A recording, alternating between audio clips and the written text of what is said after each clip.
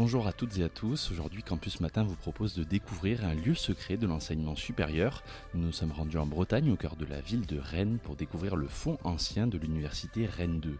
À 2 pas de la bibliothèque universitaire du campus de Villejean, ce dernier regorge d'ouvrages et de cartes d'un autre temps, avec notamment un des premiers livres imprimés datant de 1496 et ayant pour auteur Jean de Pic de la Mirandole, un célèbre philosophe italien.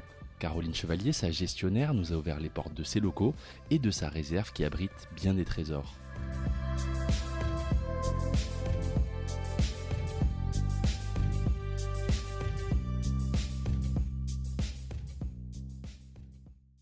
Pour commencer cette visite, nous nous sommes entretenus avec Caroline Chevalier au sein de l'espace de consultation du fonds ancien qui comporte sur une table des ouvrages de toute époque allant du XVe au XIXe siècle.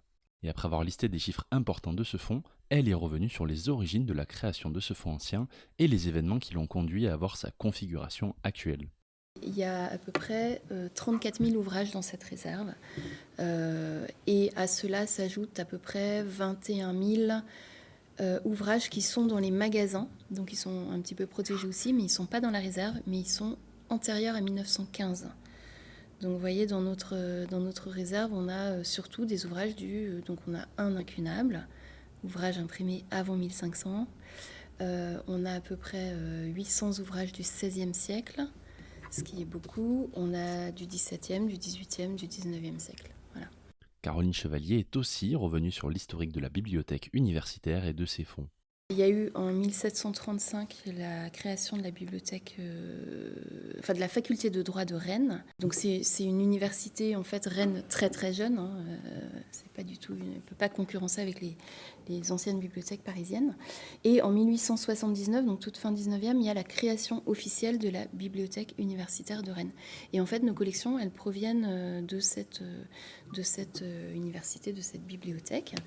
C'est ensuite par une anecdote intéressante qu'elle a poursuivi le récit de la création de ce fonds ancien pour arriver à l'époque contemporaine de ce dernier. Et aussi, on a hérité des fonds d'Angers, des couvents et des séminaires d'Angers. Donc ça, c'est ce qui fait la caractéristique de notre fonds. Parce que le maire d'Angers, on a appelé ça la querelle des inventaires. Le maire d'Angers ne voulait pas... il y a eu un problème. Il n'a pas voulu confisquer ou donner ça aux bibliothèques d'Angers.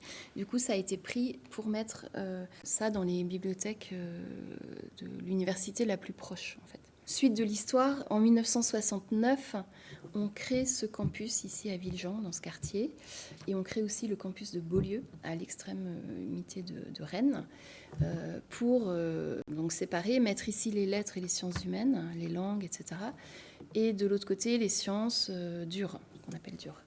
Voilà, Beaulieu. Donc du coup, on se retrouve avec 3 campus, et les collections, par la même occasion, sont séparées.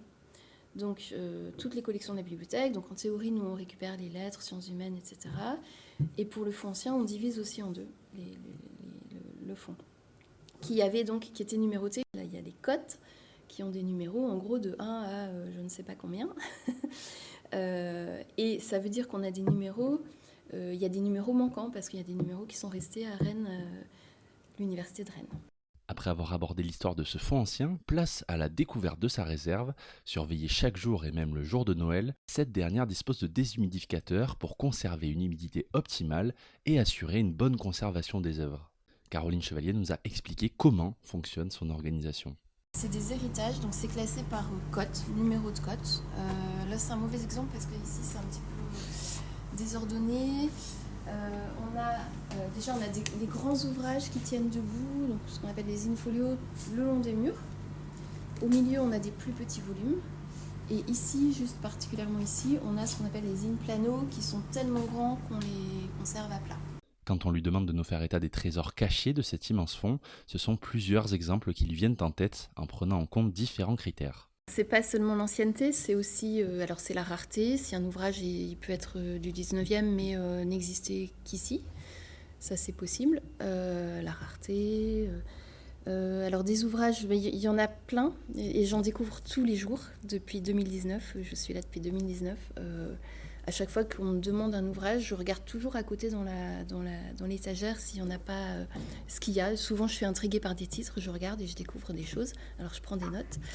Mais on a par exemple un atlas de Mercator, celui qui a la projection de Mercator, c'est lui qui a inventé le système pour mettre à plat la Terre qui est ronde sur les cartes. C'est pas une première édition, c'est une édition de 1619, mais c'est un très bel atlas avec des cartes coloriées à la main. On a ces ouvrages-là que j'ai sortis du XVIIIe siècle qui sont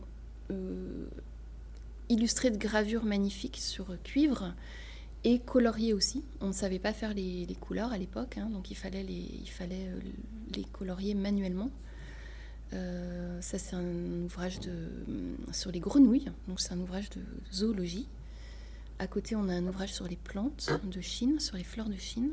Dans ces œuvres uniques qui traversent les époques, la gestionnaire explique aussi le pourquoi du comment d'une collection qui regroupe beaucoup de domaines et de diversité culturelle. Donc les disciplines, en fait, elles sont très très variées parce que, comme je vous disais, ces bibliothèques des couvents, des monastères étaient vraiment encyclopédiques. Il fallait tout savoir sur tout.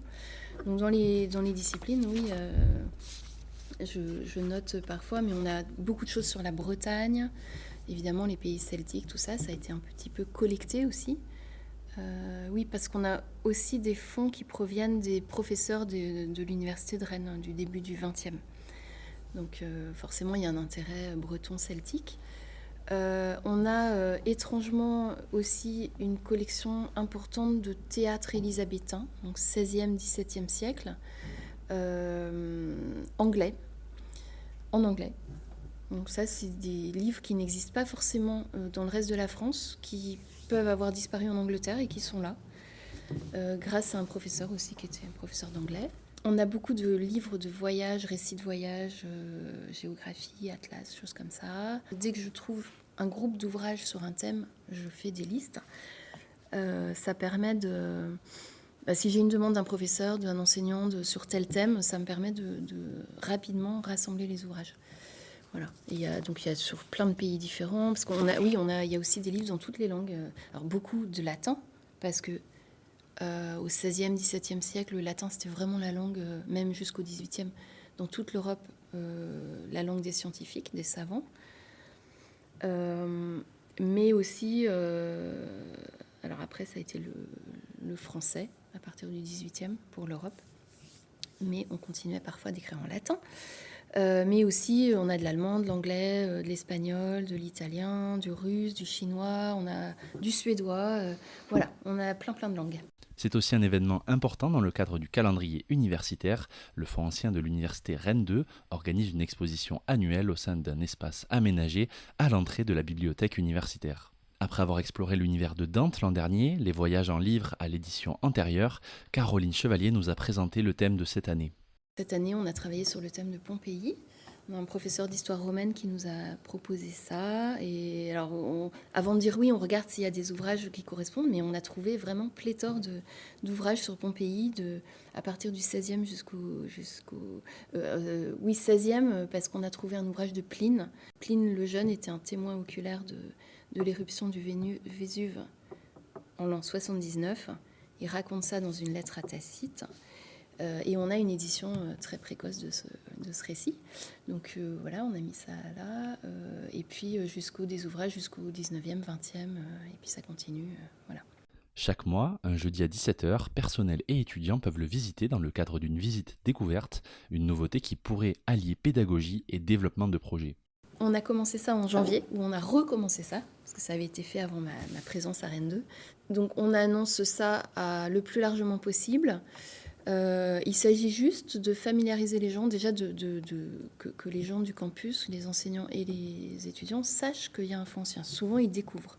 Donc pour l'instant, on en est à des visites vraiment très générales, où on montre des ouvrages justement à partir du 16e jusqu'au 20e, qu'est-ce qu'ils ont de particulier. Et souvent, les gens qui viennent sont étonnés, épatés, posent plein de questions. Voilà. C'est juste atelier découverte pour l'instant. Mais ce que j'aimerais faire, et il me faut pour ça il faut vraiment un intérêt de la part des enseignants qui commencent à découvrir ce fonds, ce serait de faire des visites adaptées, des visites à thème, sur leur thème de recherche ou leur cours, ce qu'ils enseignent en cours, de sortir du fonds ancien à partir des listes que j'ai faites ou en faisant des recherches dans le catalogue, parce que c'est accessible dans le catalogue.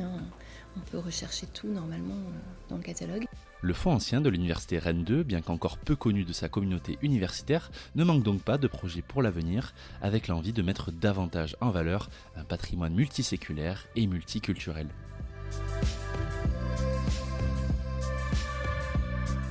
Merci pour votre écoute et à bientôt sur Campus Matin pour plus de récits de personnel et académiques de l'ESR.